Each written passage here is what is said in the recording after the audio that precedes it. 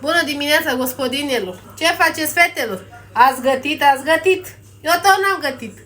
Vedeți? Astăzi fac salmon, fetelor.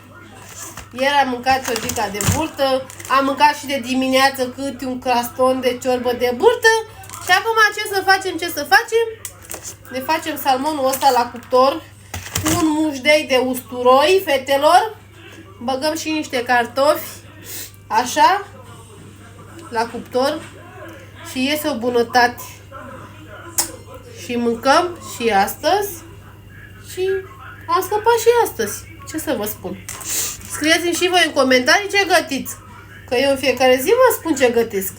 Așa că aștept comentariile voastre.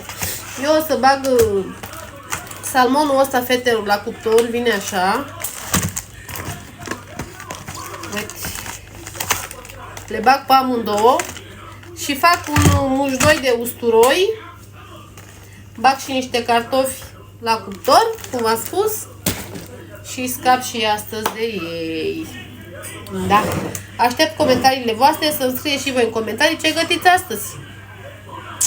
Pupici!